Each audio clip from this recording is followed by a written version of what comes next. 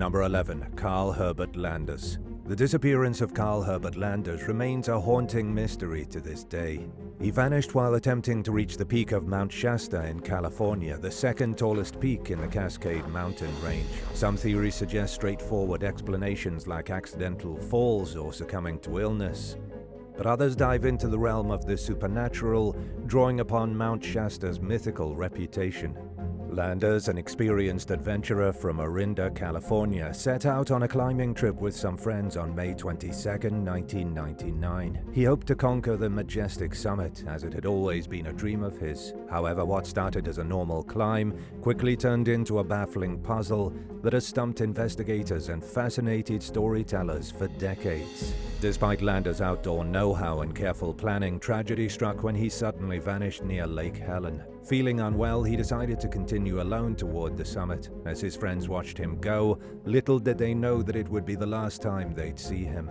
Despite extensive searches across Mount Shasta's challenging terrain, not a single trace of Landers was ever found. Mount Shasta has a reputation for intriguing occurrences that have captured the interest of many. Over the years, reports have surfaced of sightings of creatures like Bigfoot and alleged encounters with extraterrestrial beings. Additionally, Mount Shasta is said to be a significant site for spiritual seekers drawn by the purported energy and vibrations that emanate from the mountain. Some have speculated that there may be a hidden civilization or mystical society within its depths. The lost city of Lemuria has come up, as some believe that this highly advanced metropolis could be concealed beneath the mountain. Apparently, the only way to reach the city is through a series of tunnels that go deep underground, but only the inhabitants of this mystical place know exactly which path to take. Could it be that Landers entered this cave network beneath Mount Shasta? Maybe he got lost while exploring the endless maze and never found his way out. Or perhaps the explanation is far more mundane. It could be that he simply fell into a gorge and was covered by snow, never to be found. But what do you think? As time passes, the mystery of Carl Herbert Landers' disappearance continues to captivate those who are drawn to Mount Shasta's legendary appeal. Maybe one day we'll know what happened, but for now, it's a mystery. Number 10. Leah Roberts. Leah Roberts vanished in 2000 while traveling through Washington on a soul-searching journey, and more than 20 years later, her case remains cold. Leah Roberts was born on July 23, 1976 in Durham, North Carolina, to Nancy and Stancil Roberts. She grew up as the youngest of 3 siblings and had a pretty normal childhood. However, when Leah was 17, her father got seriously ill with a respiratory disease. 3 years later, her mother passed away unexpectedly due to heart disease.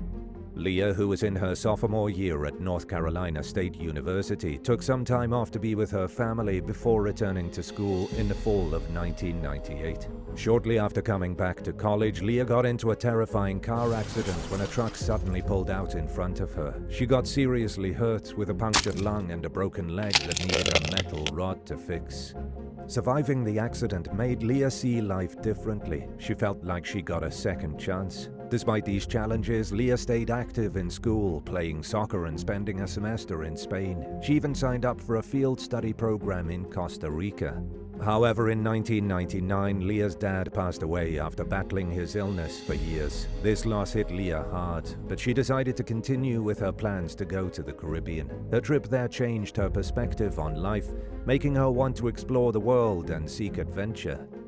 She started writing poetry and keeping a journal, and eventually she made the tough decision to leave school just 6 months before she was supposed to graduate with a degree in Spanish and anthropology. After leaving school, Leah became more private and focused on her hobbies like playing guitar and taking photos. She also got a kitten, finding solace in the company of her new furry friend.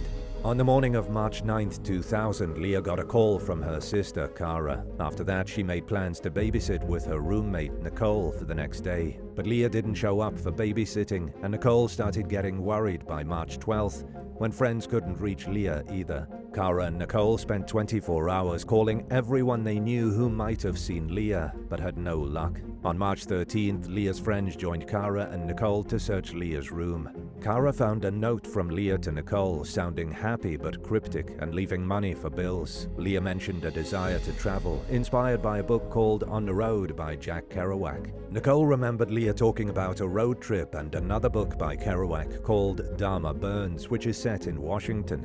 Kara checked Leah's bank records and found out that Leah withdrew $3,000 in cash on March 9th and stayed at a motel in Memphis, Tennessee the next day. Leah's spending showed that she drove west on I-40 until California, then north on I-5. Her last transaction was in Brooks, Oregon on March 13th. Nicole and her friends eventually talked to a woman who knew Leah from a coffee shop. She said that Leah wanted to visit Desolation Peak in Washington, which is mentioned in Dharma Burns. This worried Leah's loved ones, as it's dangerous to go hiking alone in the mountains.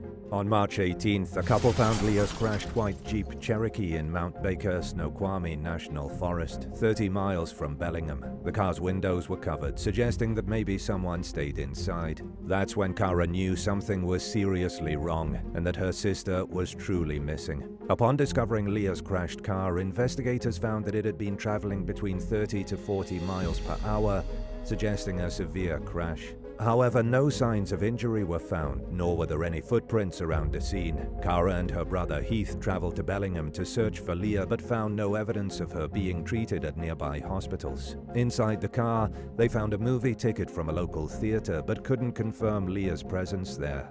However, two individuals recalled seeing Leah dining at a restaurant. One said that she was kind, while the other said they spoke briefly with Leah about Jack Kerouac and her reasons for visiting Washington. The second witness said that he saw Leah leave the restaurant with a man who he called Barry, and then provided a description of the man to the police. This account didn't align with the first witness's story, though, who claimed that they saw Leah leave the diner alone. After some time, investigators discovered that Leah had only spent a fraction of the money she had on her and found her mother's engagement ring hidden in the car, raising concerns of foul play. A man reported seeing Leah disoriented at a gas station in Everett, but the call ended abruptly. Searches in the forest also yielded no results, leaving investigators puzzled. Surveillance footage from the gas station Leah visited before disappearing showed her alone but looking outside anxiously. But despite these efforts, Leah's whereabouts remained unknown. In 2005, volunteers organized a nationwide awareness campaign for missing persons,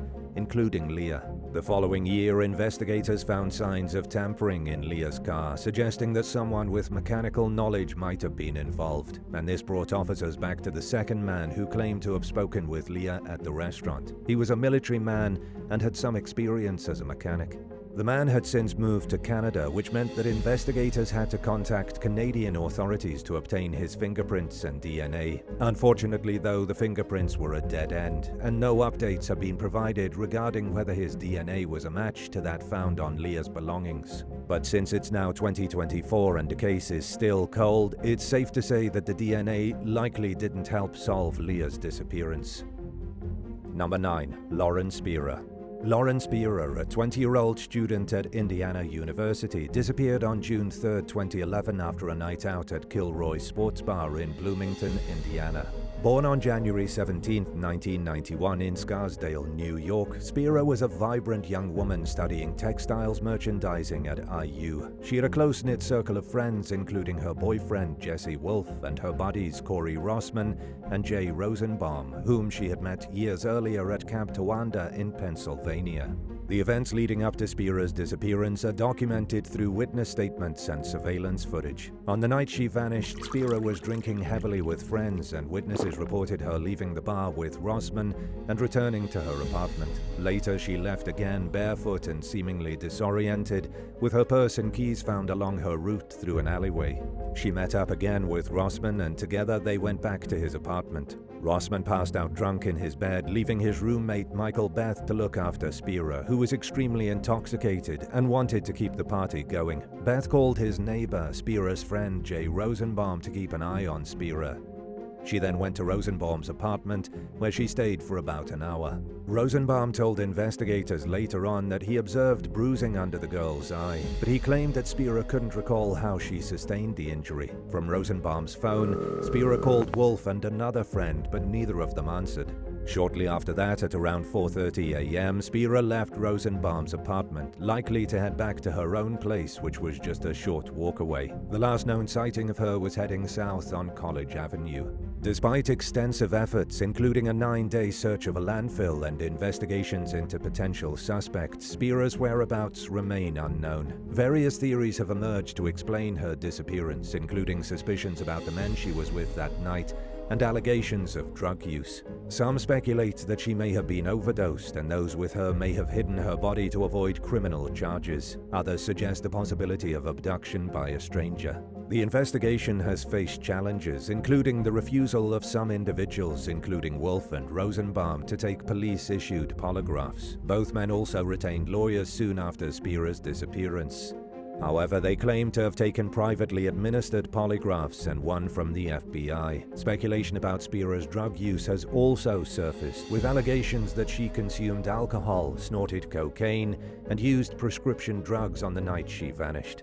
Despite these theories and investigations, no conclusive evidence has been found, leaving Speer's family and friends desperate for answers. In 2017, Brown County prosecutor Ted Adams suggested a possible connection between Speer's disappearance and the murder of another IU student, Hannah Wilson, by Daniel Messel. However, Messel has never been charged in connection with Speer's case. Sadly, the true circumstances surrounding Speer's disappearance remain unknown to this day, leaving her loved ones longing for closure. Number 8. Barbara Newell Follett. Barbara Newell Follett, born in 1914, was an exceptionally gifted writer whose talent emerged at a remarkably young age. By the time she was just 12 years old, she had already published 2 novels, receiving widespread praise and admiration for her remarkable storytelling abilities. Her debut novel, The House Without Windows, and its sequel showcased her deep connection to nature and her impressive imagination. However, despite her literary success, Barbara's life took a tragic turn. Her parents' divorce and the financial hardships of the Great Depression cast a shadow over her promising future. Her father's departure from the family shattered Barbara emotionally, leaving her feeling abandoned and heartbroken. Despite her struggles, though, Barbara continued to write, channeling her pain and emotions into her work. In 1931, Barbara found love with Nickerson Rogers, an outdoorsman who shared her passion for nature. The couple embarked on adventures together, traveling through Europe and reveling in the beauty of the natural world. However, their relationship soon soured. Barbara began to suspect Nick of cheating on her. Consumed by despair and depression, Barbara withdrew from the world, ceasing her writing and cutting off contact with friends and family. Then, on a cold December night in 1939, following an argument with her husband, Barbara vanished without a trace. She walked out the front door of her house and was never seen or heard from again. The exact nature of the argument between her and Rogers is unknown, but its aftermath would alter the course of Barbara's life forever. After her disappearance, Nick waited for 2 weeks before reporting Barbara missing to the authorities. This delay raised eyebrows and led to speculation about his involvement in her vanishing. Adding to the suspicions was the fact that Nick listed Barbara under her married name, Rogers, instead of Follett on the missing persons bulletin. This caused her disappearance to go largely unnoticed by the media for years afterward. Some speculate that she may have been driven to escape her troubled marriage and start a new life, while others fear she may have been met with foul play. The circumstances of her vanishing remain unclear all these years later, with no concrete evidence to shed light on her fate. Unfortunately, whether or not Barbara's husband was involved in her disappearance will likely never be confirmed. Number 7. Jod Hein Tru. Jod Hein Tru, a beloved news anchor for KIMT in Mason City, Iowa, vanished without a trace on June 27, 1995, under circumstances that continue to baffle investigators and captivate the public's attention. The day of her disappearance began like any other workday, with Hein Tru informing a colleague that she had overslept and was running late. However, when she failed to arrive for her morning shift, concern quickly escalated. The discovery of Hein Tru's red Mazda Miata in the parking lot of her apartment complex added to the mystery. Evidence of a struggle, including scattered personal belongings and reports of screams from neighbors, suggested a violent abduction. Despite the immediate response from law enforcement, extensive searches and interviews with residents, no solid leads emerged in the days following her disappearance. In the aftermath, private investigators from McCarthy and Associates Investigative Services Incorporated, along with assistance from Omaha-based investigator Doug Jasser, joined the search efforts. Their involvement led to appearances on national television shows like America's Most Wanted and Unsolved Mysteries. Additionally, in a bid to shed light on the case, Hughes and Trute's family met with psychics in Los Angeles. This was an event that was televised as part of the pilot episode for Psychic Detectives. However, despite these efforts, the whereabouts of Hughes and Trute remained unknown. Over the years, there have been various developments in the investigation. In 2001, Jodi Hughes and Trute was legally declared dead, but the search for answers persisted. In 2008, a mysterious turn occurred when photocopies of Hughes and Trute's personal journal were anonymously mailed to a local newspaper. This unexpected revelation reignited interest in the case, but yielded no breakthroughs. Despite the passage of time, the disappearance of Jodi Hughes and Trute remains an open wound in the Mason City community. Efforts to solve the case continue, with licensed private investigators like Steve Ridge actively pursuing leads and advocating for justice. The case has garnered attention from national media outlets, including ABC's 2020. The show aired a special episode titled Gone at Dawn in 2022, further increasing the spotlight on the unsolved case.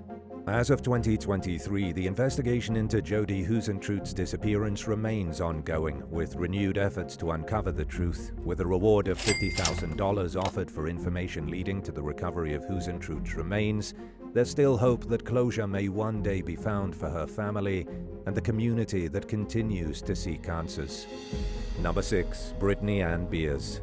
Every day, over 2,000 children go missing in the U.S. That's over 800,000 children every year, according to the Office of Juvenile Justice and Delinquency Prevention. Sadly, Britney Beers was one of these children. She vanished on September 16, 1997 from Village Manor Apartments in Sturgis, Michigan. She was just 6 years old at the time.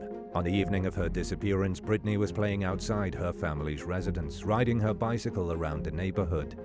Her mother, Tina Stetler, saw her at around 8:30 p.m. as she left to run errands. Britney's half-brother also spotted her sitting on a bench shortly after their mother's departure. However, within minutes, Britney was seen talking to an unidentified man driving a mid-size vehicle. She reportedly told a witness that she had made a new friend, but sadly, that was the last time anyone saw Britney.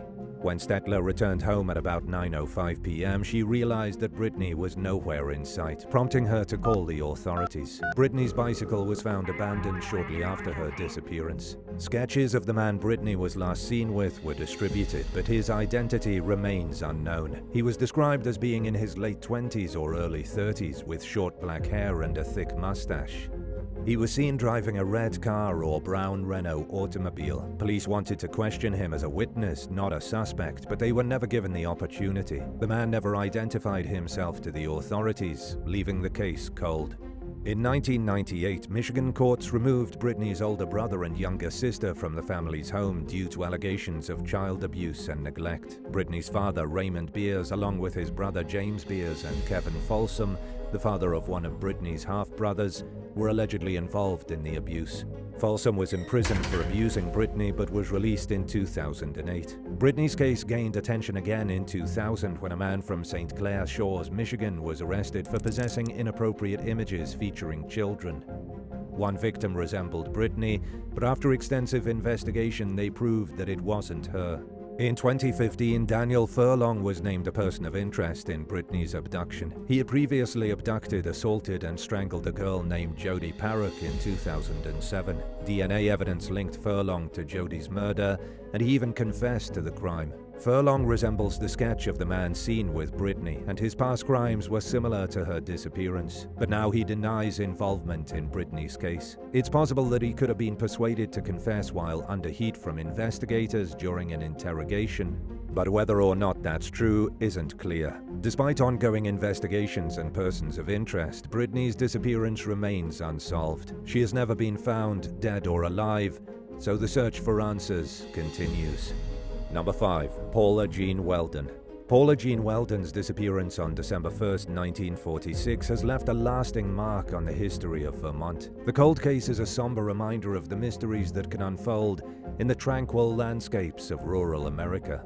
At just 18 years old, Welden, a student at Bennington College, embarked on what seemed like a routine hike, informing her roommate of her plans before setting out. But little did anyone know that this innocent excursion would set off a chain of events that would reshape law enforcement in the state. As dusk settled over the picturesque terrain surrounding Glastonbury Mountain, Welden failed to return to campus as expected. Concerned for her well-being, her roommate reported her missing the following morning, initiating what would become one of the most extensive search efforts in Vermont's history. Yet despite the tireless efforts of authorities and volunteers scouring the rugged wilderness, no trace of Welden was ever found. The perplexing nature of Welden's disappearance exposed the glaring gaps in Vermont's law enforcement capabilities at the time. With no dedicated agency equipped to handle missing persons cases, authorities from neighboring states were summoned to aid in the search. However, even with their assistance, the mystery of Welden's whereabouts remained elusive. In the wake of Welden's vanishing, the urgency for a dedicated law enforcement agency capable of handling such cases became apparent. So, as a direct response to the need for a more centralized and specialized approach to investigating missing persons, the Vermont State Police was born in 1947. The passage of time has done little to unravel the mystery surrounding Welden's fate. Despite numerous leads, tips, and theories put forth over the decades, no conclusive answers have emerged. Theories ranging from accidental injuries to foul play have been explored, but none have provided the closure that Welden's family and the community so desperately seek. December 1st, 2023 marked the 77th anniversary of Welden's disappearance. Though her case remains cold, the Vermont State Police continue to field information and tips, holding out hope that someday the truth behind Welden's vanishing will come to light. The area surrounding Glastonbury Mountain, where Welden was last seen, has since gained notoriety as the Bennington Triangle. This is due to the inexplicable disappearances of several individuals in the year after Welden was reported missing herself. Until answers are found, Welden's fate will remain one of Vermont's most enduring mysteries. Was she met with foul play, or did she simply get lost and perish in the wilderness? These are questions that may likely never be answered. Number 4. 3 missing sunbathers. In July of 1966, the serene tranquility of Indiana Dunes State Park was shattered by a mystery that continues to baffle investigators and haunt the families of 3 young women who vanished without a trace. Patricia Bluff, a 19-year-old with a radiant smile, set out with her friends Renee Brule, who was also 19, and 21-year-old Ann Miller for what was supposed to be a carefree 4th of July weekend adventure. Unaware of what lay ahead, their path led into uncharted territory, leaving behind a trail of unanswered questions. Patricia, who was affectionately known as Pat by her loved ones, was born in Westchester, Illinois, where she shared a tumultuous childhood with her younger sister, Janice. In the absence of parental warmth, the sisters forged a deep bond, finding solace in their shared love for horses. Their childhood was marked by escapades to nearby horse farms, where they would spend hours in the company of these majestic animals, seeking refuge from the harsh realities of their home life. As they grew older, Patricia's passion for horses only intensified, culminating in the purchase of her very own racehorse. It was a joyous occasion for the girl, a glimmer of hope amidst the darkness surrounding her upbringing. However, as Patricia immersed herself in the world of horse racing, her relationship with Janice began to strain. Their once inseparable bond began to fray, as Patricia spent more time with friends who were her own age, including Renee and Dan. On the fateful evening of July 2, 1966, Patricia, Renee, and Dan failed to return home, sending shockwaves of panic through their families. Janice, devastated by her sister's disappearance, recounted the heart-wrenching moments leading up to that night. Memories of their last interactions weighed heavily on her mind, haunting her with the possibility of sinister intentions lurking beneath the surface. Witnesses came forward describing sightings of the 3 young women at Indiana Dunes State Park, boarding a boat with an unknown man. It was a story steeped in mystery, with no clues as to their intended destination or the identity of their male companion. The discovery of personal belongings scattered along the beach only deepened the sense of unease, signaling that something dark may have transpired in the tranquil surroundings of the park. In the aftermath of their disappearance, a massive search effort was launched, spanning the vast expanse of the park and beyond, but the girls were never found. On Dateline, Janice vividly recalled the anguish of those days, the agonizing uncertainty gnawing at her heart as she clung to the hope of her sister's safe return. Yet as days turned into weeks and weeks into months, that hope began to wane, replaced by a gnawing sense of dread that refused to dissipate. Amidst the chaos and confusion, rumors began to circulate, each one more chilling than the last. Some whispered of secret rendezvous and forbidden romances, while others spoke of nefarious schemes gone awry. Theories ranged from tragic accidents to deliberate acts of violence, leaving investigators grasping at straws in their quest for answers. Despite the passage of time, the mystery of Patricia, Renee, and Dan's disappearance remains unsolved, casting a shadow over the lives of those who knew and loved them. Janice, now a pillar of strength in the face of adversity, continues to hold on to the hope that one day the truth will finally come to light. Today, the memory of Patricia, Renee, and Dan remains frozen in time, forever young and forever lost. Number 3. Ryan Chambers. In Australia, it's common for young people to take a gap year after finishing school, where they travel and explore the world before starting university or work. Ryan Chambers, described as a happy-go-lucky kid, embarked on such a journey with his friend John to India in 2005, despite his family's concerns. The young men arrived in Chennai on June 20th and began their adventure. India proved to be both exciting and overwhelming for Ryan and John due to culture shock. Despite this, they traveled across the country, from the southern coastlines to the northern city of Rishikesh. Rishikesh, known for its spiritual significance, captivated them with its beauty.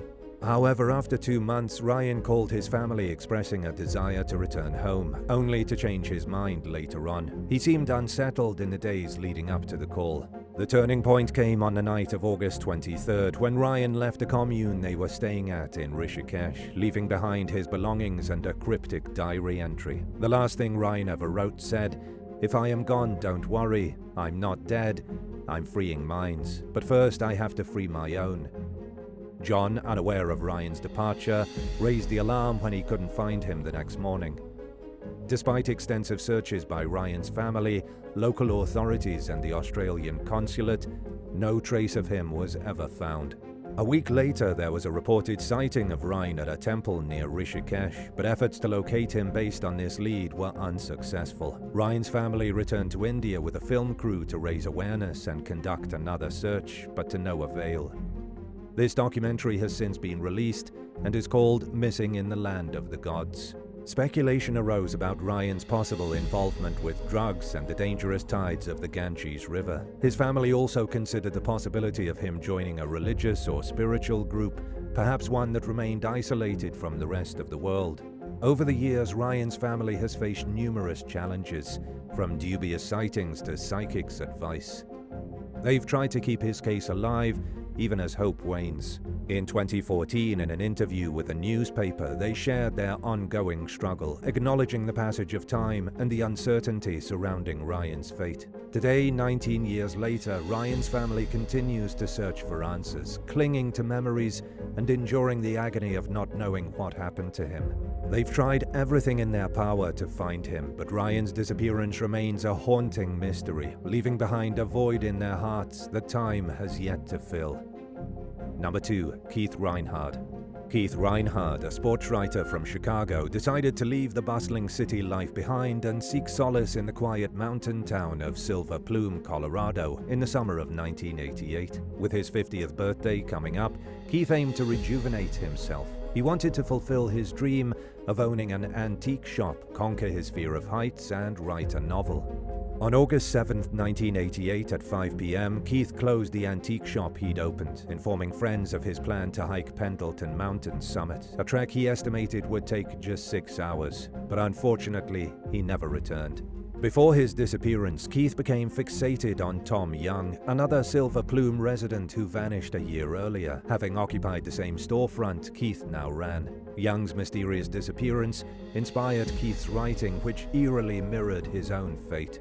Keith's contemplation of mortality found expression in his poems. He reflected on death as an inevitable journey rather than a fearful end. One of his poems read, "Once you know death, once you've accepted it, the fear is gone. All that remains is the anticipation." Before he went missing, his writing was just the musings of an aging man. But after he disappeared, this poem took on a more ominous tone. Numerous theories surround Keith's vanishing. Did he perish while attempting to climb Pendleton Mountain? Did he orchestrate his own disappearance? Did the fate of Tom Young play a role in Keith going missing?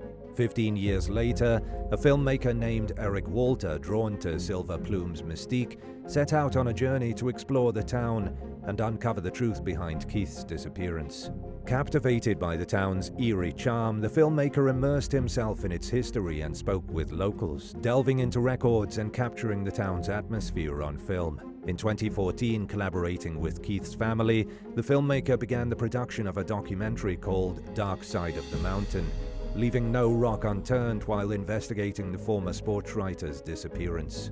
But Eric Walter got no closer to solving the mystery than investigators had. Central to the film's narrative are Keith's own words, expressed through letters, poems, and short stories, penned during his time in Silver Plume. Another one of Keith's poems that was written shortly before he vanished says, "Oh God, I want to wander. I want to wander till I die with the mountains as my living room, my only roof the sky." Before his friends and family lost contact with him, it's not likely that anyone read too much into the content of his writing, but maybe they should have. It's possible that Keith is still wandering to this day. Perhaps he's found a home in the mountains where he'll live out the rest of his days. But until more evidence comes forward, this is only theory. As the search for answers continues, Keith's voice resonates through his writings, offering glimpses into his psyche and the haunting mystery that surrounds his disappearance. And now for number 1. But if you want to hear more bizarre and crazy stories, stay tuned after the video for some more content. Number 1. Barbara Bollock. In 2007, 55-year-old Barbara Bollock vanished during a hike in the serene woodlands of Montana. Originally from New Jersey, Barbara settled in Montana with her husband Carl after his retirement.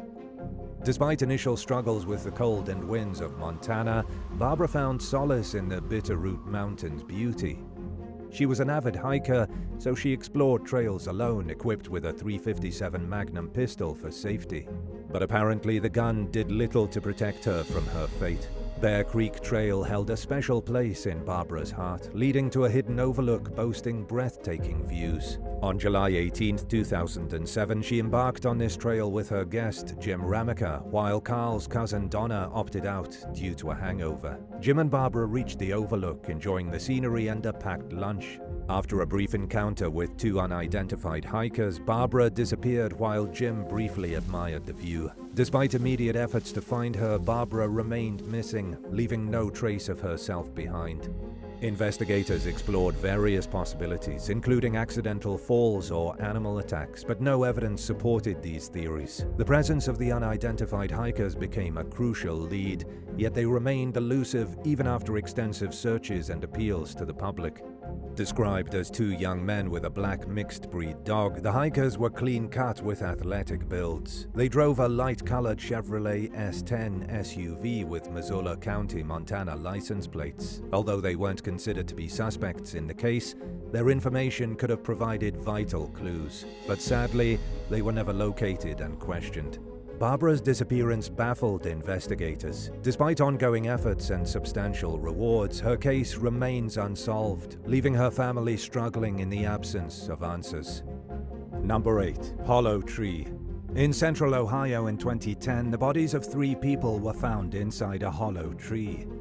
The first clue that something had gone horribly wrong in this small town came when the manager of a Dairy Queen went to check on a co-worker that failed to show up for her shift. Valerie Hawthorne told the Associated Press that when she drove by Tina Herman's home, she noticed that the lights were on inside the house. The woman's truck was also parked in the home's driveway, leading Haythorne to think everything was well with Herman. But things weren't as they seemed, and Haythorne grew more concerned when Herman missed a second day of work. Suspecting that something may be wrong, Haythorne traveled back to Herman's house in Howard, and this time she let herself into the home. The front door was locked, however, so Haythorne climbed inside through a back window, and upon entering the residence, Haythorne discovered a suspicious amount of blood. She'd later tell NBC News that there was enough blood in the house for her to know that something terrible had happened. Haythorne then called the authorities, and an investigation was launched. But not only was Tina Herman missing, but her 13-year-old daughter Sarah Maynard, her 11-year-old son Cody Maynard, and her 41-year-old friend Stephanie Sprang had also seemingly vanished into thin air. The search for the 4 missing people began after Haythorne's visit to Herman's home on November 11, 2010. And it didn't take long for investigators to locate Sarah Maynard, who was found gagged and bound, but alive, in the basement of a house nearby. The whereabouts of the other 3 missing individuals were, unfortunately, far more tragic. Herman, Stephanie Sprang, and 11-year-old Cody were found stuffed into garbage bags and were discovered inside a hollowed-out tree in the woods. A supervisor with Ohio's Division of Wildlife named Gary Ludwig reported that the tree had been cut down by wildlife staff. Ludwig said that Knox County authorities wanted to remove the tree out of respect for the victim's family. They also didn't want the tree to become a sort of sightseeing thing for tourists. According to David Barber, the Knox County Sheriff, investigators were led to the victims' bodies by an unemployed tree trimmer named Matthew Hoffman. He was accused of kidnapping 13-year-old Sarah Maynard and keeping her in the basement of his home in Mount Vernon for almost 4 days. Hoffman also killed the other 3 victims before stashing them in the hollow tree, although he didn't say how he ended their lives. Through his attorney, he provided investigators with information that eventually led them to the bodies. Hoffman had become a suspect in the case after his DNA was found on multiple items inside Herman's home, including a large tarp and garbage bags. These objects had been purchased from a local Walmart, and video footage from the store revealed that Hoffman was the one who bought them. Then, through BMV records, they were able to identify him and place him at the scene of the crime. Hoffman had only planned to burglarize Herman's house, but when she and Stephanie Sprang walked in on the man robbing the place, he killed them to keep them quiet. He then killed the woman's son and kidnapped her teenage daughter. From behind bars, Hoffman wrote a 10-page confession admitting to the murders and abduction of Sarah Maynard. And in that letter, he also revealed the location of the victims' bodies. In the end, he received a life sentence without the possibility of parole. Number 7. Looking for God in all the wrong places. In April 2023, a man from Riverside, California was rescued from a manhole after being stuck in there for a full 3 days. Shortly before 4:10 p.m. on Saturday, April 15th, the Riverside Police and Fire Departments were called to the 500 block of Reading Road after receiving reports of a man being found underground. According to a police report, the 54-year-old man had apparently fallen through a manhole cover, and when officers arrived, they found a crowbar and a hammer beside the open utility hole. After transporting the man to the hospital, he confessed to the police that the tools found at the scene were his and that he'd opened the manhole cover because he was looking for God. But he had no idea it was a 20-foot drop.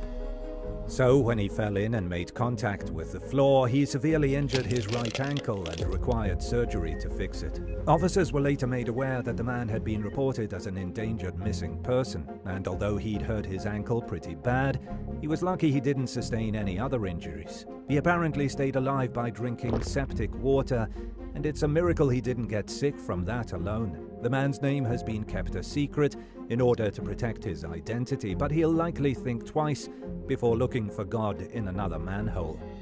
Number 6. That's Not A Mannequin. In 1976, on the set of the TV show called The $6 Million Man, crew members were scarred for life while filming an episode at the Pike Amusement Park in Long Beach. Steve Austin, the show's main character, was supposed to be captured by the camera crew riding in a car along the track of a ride called Laugh in the Dark. This scary ride featured a dimly lit tunnel where demons, ghouls, and skeletons would jump out and scare unsuspecting passengers. And at the same time, the car would jolt from side to side. But while sprucing up the set before filming the episode, a crew member took notice of a mannequin that was hanging from a noose in one of the dark corners of the ride. The $6 million employee wanted to adjust the mannequin, but when he reached out to grab the dummy's arm, it broke off in his hand. At first, he wasn't too fazed by this, but then he saw what appeared to be a bone underneath several layers of decomposing skin. And that's when he realized that it wasn't the arm of a mannequin at all, but of a real man. The hanging corpse was later identified as outlaw criminal Elmer McCurdy, who'd passed away 65 years earlier in a gunfight with the police. McCurdy had robbed a train in Oklahoma in 1911 and had made off with his spoils, 2 jugs of whiskey and $46 in cash. He then laid low in a barnyard near the Kansas border, where authorities caught up with him and eventually killed him. But if he died in the barnyard, how did his body end up at the amusement park? Well, after his death, McCurdy was taken to a funeral home in Pawhuska. Nobody showed up to claim his body though, so the undertaker hatched a plot to make some money. He embalmed McCurdy's body and then put the outlaw on display, charging visitors a nickel to view the man's corpse. Then, after about 5 years of this side business, a carnival man turned up at the undertaker's funeral home. The man claimed to be a long-lost relative of Elmer McCurdy and asked if he could take the corpse so that it could be laid to rest properly. This story was a lie, however, and instead of burying the outlaw, he made McCurdy's body the star attraction of his traveling carnival. Then, for about 60 years, the man's mummy continued to make appearances at various carnivals, haunted houses, and wax museums until finally it wound up at the Pike Amusement Park in Long Beach, California. But after being discovered by crew members on the set of The $6 Million Man, McCurdy was transported to Summit View Cemetery in Guthrie, Oklahoma, where the corpse was placed in a grave, never to be disturbed again. Number 5. The Strange Case of Alisa Lam. This next story is one of the most bizarre cases we've ever covered on this channel. On February 19, 2013, the body of a Canadian tourist named Alisa Lam was discovered in a large water tank on top of the Stay on Main Hotel in Los Angeles, California, where she'd stayed as a guest. Alisa was last seen alive on January 31st, a full 19 days before her body was located. She was reported missing on February 1st by her parents, and her remains were found by a hotel maintenance worker who was investigating complaints of low water pressure and flooding by the hotel's guests. Interest in Alisa's disappearance increased 2 weeks later when the LAPD released security camera footage of her acting erratically in one of the hotel's elevators. The video quickly went viral and was apparently recorded on the last day she was seen alive. An autopsy on Alisa's body was performed on February 21st, but they determined that her cause of death was inconclusive. So the LA County Coroner's Office ruled the young woman's death an accident with bipolar disorder being a significant contributing factor. But you may be wondering, what happened to Alisa in the elevator footage? Well, here's where things get really crazy. In the roughly 3-minute video, Alisa enters the elevator alone before proceeding to press the button for every floor of the building.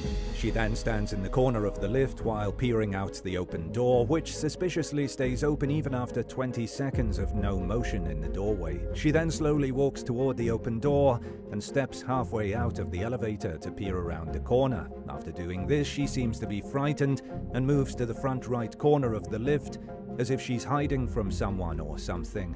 Alisa then steps into the doorway once again to check on the invisible danger, but this time she moves outside the elevator door, out of view of the camera. She stands there for about 30 seconds before stepping back into the lift, where for a second time she presses every button. But when the elevator doesn't budge and the door remains open, she walks outside the lift again. This time, Alisa turns to her right and appears to speak to someone who isn't shown on the video. She also begins to move her arms in front of her with her fingers spread out and continues to pet the air as if she sees something that the viewers aren't aware of. Alisa then disappears completely out of the view of the camera, walking off to the left of the elevator, and doesn't return. This video went on to receive millions of views as people began to come up with their own explanations as to what happened to Alisa. One theory was that the girl was trying to get the elevator to work so she could escape someone that was pursuing her. But others believe she may have been under the influence of ecstasy or some other party drug. This wasn't proven to be the case though, as no drugs were detected in her body. The last and most believed theory is that she was in the middle of a psychotic episode when the video was recorded, which is supported by Alisa's struggles with bipolar disorder. To this day, it's not exactly known how or why Alisa Lam ended up in the hotel's water tank, but it was discovered later that the Stay on Main's roof was easily accessible through the fire escape. Alisa could have gotten up there of her own volition, but some still believe that other factors played a part in her untimely demise. Number 4. Dr. Boch Pan. In December of 2022, a psychiatrist was found dead in a frozen pond in Michigan near his house in Leone Township. 32-year-old Boch Pan was discovered 5 days after he was reported missing by his family, who were visiting the man from Illinois for the Christmas holiday. He was located behind his home, where he lived alone in Jackson County. Pan's neighbor and friend Jennifer Dice told MLive.com reporters that the doctor was an only child and that he grew up in Chicago before moving to Michigan shortly before his death. Fordyce also described Pan as an all-around great guy and said that he dropped off a Christmas card just a few days before he disappeared. Pan graduated from the Midwestern University Chicago College of Osteopathic Medicine in 2017. He was board certified in psychiatry and had been working for the Behavioral Health Office of Henry Ford Jackson Hospital since 2020. Pan was last seen alive on December 22nd as he left his shift at the hospital. Once authorities were made aware of his disappearance, they checked his home and surrounding property for any clues leading to his whereabouts. But even with help from a drone and police dogs, they didn't find anything. Investigators eventually got access to his home's video surveillance system, which showed Pan leaving the premises on the evening of December 22nd. Drivers then located the man's body after cutting holes in the ice of the pond nearby, and unfortunately, Pan's corpse was found under the ice. The man's cause of death hasn't been reported yet, but it's mostly believed that he died by sudden drowning. He'd likely fallen through the ice of the pond accidentally and became submerged in freezing water, triggering uncontrollable gasping, cardiac arrhythmia, and profound hyperventilation. But the real mystery here is how Pan ended up on the frozen pond in the first place.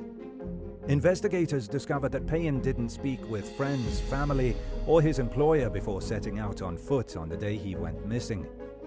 According to his relatives, they were supposed to spend the holidays with the young doctor in Jackson County.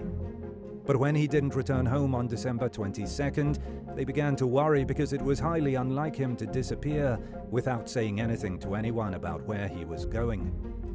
The case is currently being investigated, and the authorities are waiting for the results of the autopsy and toxicology reports before coming to any definitive conclusions about Pan's death.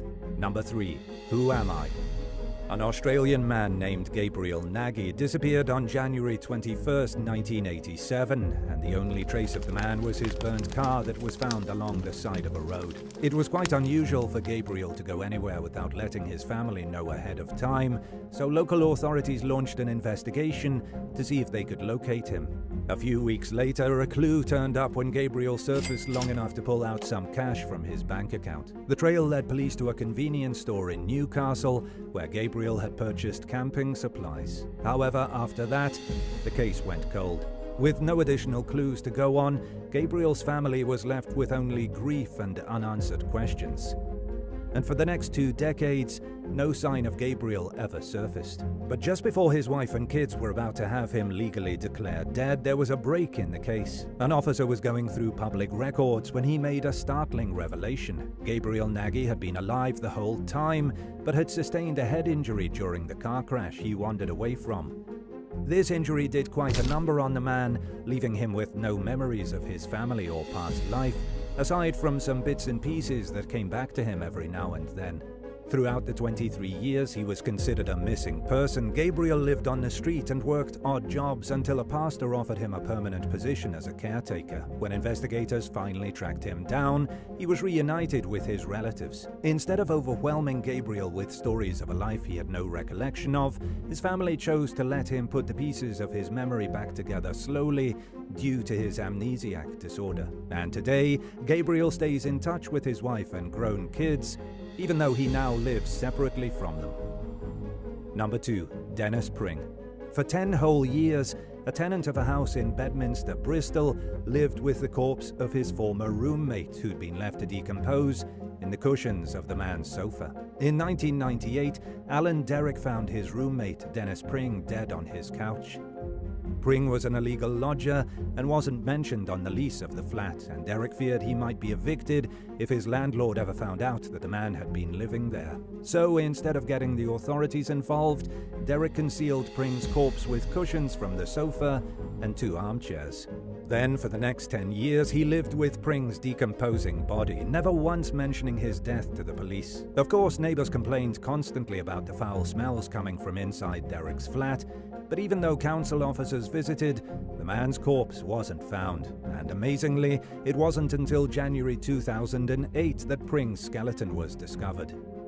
Cleaners had been assigned to clean out Derek's flat after he was evicted following a county court order. When the body was found, Derek, who was in his 70s at the time, was arrested on suspicion of murder. But he ended up being released without charge, as it was determined that he had nothing to do with Pring's death. Pring was either 65 or 66 when he passed away. Following the death of his wife Patricia, he started drinking heavily, and toward the end of April or June of 1998, he lay down on the couch in the flat and didn't get back up again. Number 1. Ghost hunters find missing woman. In 2015, Vicksburg, Mississippi police identified a murder victim who was discovered by a group of ghost hunters near an abandoned hospital. 69-year-old Sharon Wilson was killed during the early morning hours on Sunday, June 28, 2015. And her body was found by ghost hunters at around 7 p.m. that same evening, right outside the Coon Memorial State Hospital, a closed facility that dates back almost 200 years. Upon investigation, it was determined that Wilson had suffered severe trauma to the head, but her official cause of death wasn't initially reported. In a statement to 48 Hours, crime cider Vicksburg Police Chief Walter Armstrong said that authorities expected to charge 33-year-old Raphael McLeod in connection with the murder. According to Armstrong, McLeod admitted to having some involvement in Wilson's death, so he was taken into custody along with his nephew, 20-year-old Akeem McLeod, after police officers in nearby Leyland, Mississippi, pulled the criminal duo over while they were driving in Wilson's stolen Nissan Murano. Law enforcement began searching for the woman after Raphael and Akeem McLeod were stopped by Leyland police, who quickly realized that the vehicle they were in had been stolen. Police were then sent to Wilson's home in Vicksburg, and they found that the house had been ransacked. Chief Armstrong later confirmed that, based on DNA evidence, Raphael McLeod was definitely at the home. They weren't sure if his accomplice was with him when he burglarized the residence, however, so Akeem was never charged in connection with the break-in or Wilson's murder. It was later revealed that Raphael McLeod had stalked Wilson before planning his attack. He then broke into the woman's home and tied her up before sexually assaulting her, and after that, he took her to the abandoned hospital and shot her in the head with a gun he'd stolen. He also attempted to burn down Wilson's house after the murder, likely in an attempt to get rid of any evidence implicating him in the crime. Raphael was subsequently charged with the kidnapping and death of Wilson, as well as auto theft and arson. It's unclear what his sentencing was, but he was in jail for 8 months before he escaped and went on one last crime spree. Days after busting out of the Mississippi jail, he held a married couple and their 5-year-old child hostage in one of the bathrooms of their home in Vicksburg. But when he allowed the 24-year-old mother and wife to leave the room, she returned with a handgun and shot him. This allowed her enough time to free her husband, who then took control of the gun and fired additional shots at the intruder, ultimately ending his life. After hearing these stories, which sounds worse, going hiking alone in the mountains or walking home alone at night after drinking at a bar? Let us know in the comments down below. And if you enjoyed this video, be sure to leave a like and subscribe to the channel. Thank you so much for watching, and we'll see you in the next one. Bye.